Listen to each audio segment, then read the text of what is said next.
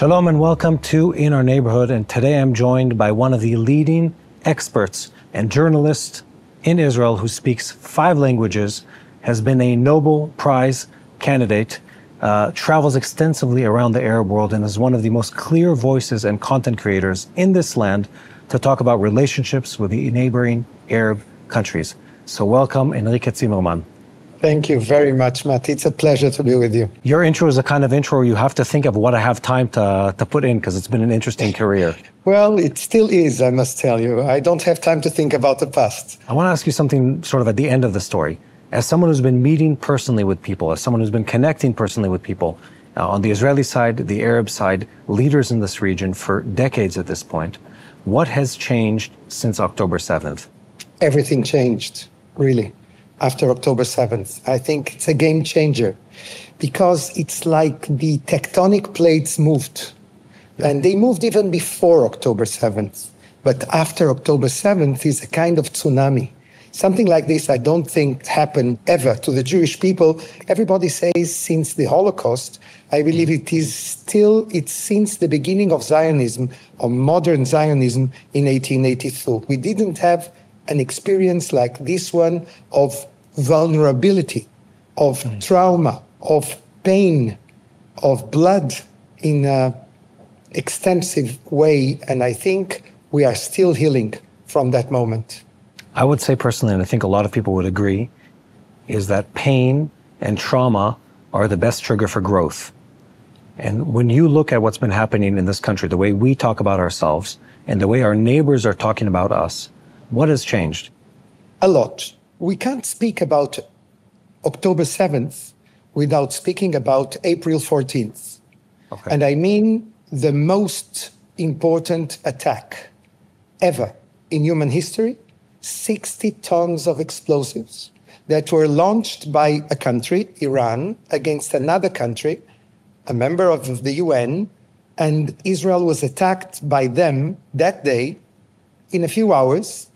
It was really something that also, I would say, like October 7th, changed many things and many perspectives around Israel. I was in Saudi Arabia after April 14th. Iran and Hamas wanted to kill the if you want to call it, the normalization process between Israel and Saudi Arabia, and probably the follow-up of the Abraham Accords, that big revolution we had with 4 countries, the Emirates, Bahrain, Morocco, and Sudan, the agreement that was signed in 2020. So they said to us they failed. They failed, the Iranians failed, because they wanted to destroy in a definitive way, the possibility of normalization between us. And they are not going to succeed. We are not going to allow them to do it. So that was one thing. The second thing they asked me was, how are you? But also, how come you avoided 98% of the attacks launched by the Iranians that day in April 14th? It's something, again, unprecedented. So I told him, look, curious to how we were successful? Is that the curiosity? Exactly. They were curious, and I think that in a way they wanted to learn from us.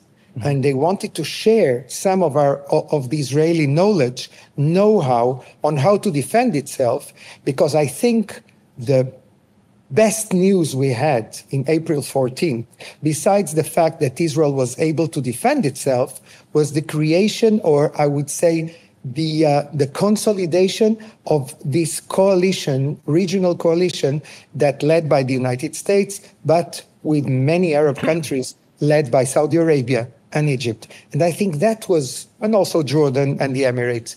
I would say that was also a game changer, and we must understand this when we want to talk about the future. So how do you see that changing? How are they looking at what will happen with the Abraham Accords and the next step of that? You know, when I ask Saudis, are you going to join the Abraham Accords? They say, you know, they are very sincere when they say, look, you Israelis, you are obsessed with that, but you forget something. Mm-hmm. We are quite cross with you when you ask us that question, because we are not another Arab country like others that can join the Abraham Accords. We are the country, the custodians of Mecca and Medina. We are the leaders of almost 2 billion Muslims in the world. So the peace between us will be completely different. And they repeat all the time, we have an agreement, we want an agreement with the United States, but you, Israel, are part of this agreement. And now, why is it so important? Because the moment we'll have an agreement or the beginning of an agreement with Saudi Arabia, it will open doors of other Muslim countries, other Arab countries that probably will follow them in the framework of the Abraham Accords. Interesting. What I find fascinating, and I think what a lot of people gravitate towards with your reporting, is the fact that you have personal, intimate connection with the people, I don't want to say the other side, with our neighbors in our neighborhood, with the Arab leaders, with the religious leaders, the Pope included. And I think it always boils down to people. What is it that we don't understand about the people that we're engaging with, about the Arab world, about the way they look at us in this region? Einstein used to say that it's easier to destroy an atom than to destroy a stereotype. And it takes time. We must know each other, but I must tell you something. Every good thing that happened here in the last years, including the Abraham Accords, was the result of a very deep work and something that took years to change. So we must be very patient. We must change this feeling, this Israeli feeling that everything must be done today, even yesterday. We must understand that these tectonic plates are moving and we can't fall down on the cracks and scream, SOS, help us. No, we must try to put them together and to see what strategy can help Israel to be part of this area in the world and to isolate those who don't want us here, and we see them every day, those who want simply to kill us and terrorize us, and they are still here. Don't forget. I never forget when I speak with my counterparts in the Emirates, in Bahrain, in Saudi Arabia, I always remember them. And by the way, they see them as a threat. They see Hamas, for instance, as a direct threat for them. And by the way, somebody said to me in Saudi Arabia, what Hamas did in October 7th was a mega attack also against us. We used to be a much more hopeful people, the Jewish people in Israel. And now we're more concerned, we're more apprehensive, we're more post-traumatic, I guess, based on like the October 7th events. How do we move forward from here to that personal connection we used to have, to a place of hopefulness in the relationship with our neighbors? I believe we should heal, first of all. We should not lose the train of normalization with Saudi Arabia because it's also a game changer against Iran, against our enemies in general. I think it is important for America, for the United States, for the free world that we reach an agreement with Saudi Arabia. I believe the next government of Israel should be a national unity government. We have huge missions. I call it the second independence of Israel. I think we are now starting our second independence. We need to reconstruct the south and also in the north. We must oblige Hezbollah to go north of the Litani following the UN resolution 1701 because we need to give our population, 80,000 people, the possibility to come back home. All these missions need a national unity in Israel. Without radicals, without extremists, we need to get together, left, center, and right. It's not about the 67 border or the 48 border. We are talking about the right of the Jewish people to have a sovereign state. You personally, when you look at all of this and you travel around the world around us, where do you find hope? Hope for the future of our people, for the future of our country? I must tell you, I find hope in Riyadh because they are really those who decide the future of the Muslim world. They want to give another alternative of Islam to the world. They say Islam is not only jihad, is not only war. We want a modern and open Islam. So that fits with our interest here in Israel. And I believe it is there I can find plenty of hope for the future. But I must tell you also in Abu Dhabi, there is a leader, Mohammed bin Zayed, the president, who is the architect of the new Middle East. He said, you know, we knew these things would happen.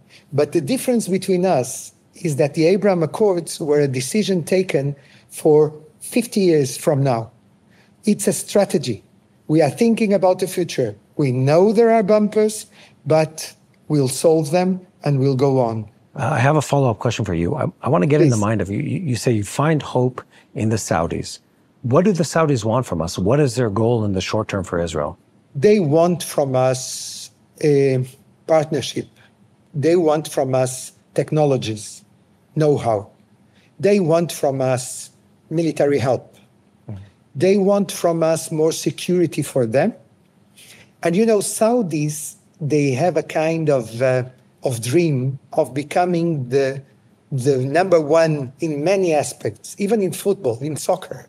They are building the best league in the world, as they say. They are now in the hands of young people.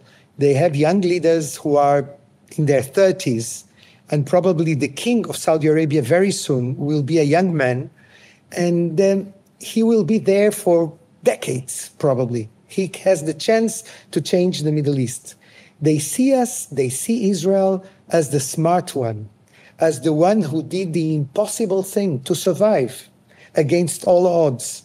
So they want to have Israel as a partner for the future, with all the huge differences in the political regime, in the culture, in so many things we have with them. But this is our neighborhood. So this is the place where we must try to find solutions. I have hope right now, Henrique, because it's been a moment of pain and a moment of clarity, a moment of shock to us, but I think also around the world. People are suddenly becoming more aware of what's good, what's bad, because the bad has been so incredibly bad. Both the violence, the hatred, the anti-Semitism, it's all been so in our face for such a while now. And at the same time, the good has been good. I personally have hope. That's how I feel about the situation. Me too. I must tell you, I really believe in this country. I came here when I was 16 from Portugal alone. I came for a visit and I sent a telegram to my parents and I said, I stay, 2 words. And since then, I'm here. I believe in this country. I have here all my family, my kids, and I hope to have the future generations here. I'm sure Israel will be here, but we must fight for the kind of Israel we want. We can't see now because we are so concentrated in the pain and in trying to do whatever we can to survive that we don't see what we have, after the hill. And I believe that this country has a huge future. I believe that Israel can really be an important country in the world more than we were before October 7th. We can be important in this region. But we have tough days in front. We still will have those who want to destroy us. Iran is there. They have their proxies. They are working very hard. They are doing a good work, by the way, in their point of view. And we can't sleep. We can't be, indifferent. We must prepare all the time for war. But at the same time, we need to find coalitions with those who want to have us together with them, and that with us, we have common enemies. So with them, we must work very, very hard, and I think we have a chance of having more countries joining the Abraham Accords. I don't know if you know, in general, it was not really published, but we were about in middle October last year to sign an agreement, beginning of normalization, with the biggest Muslim country in the world, Indonesia, 275 million people. That was stopped by October 7th, but that will come back, I hope, in the future. Amazing. Thank you, Henrique Cymerman. It's been fascinating speaking with you. Thank you. It was really interesting for me too.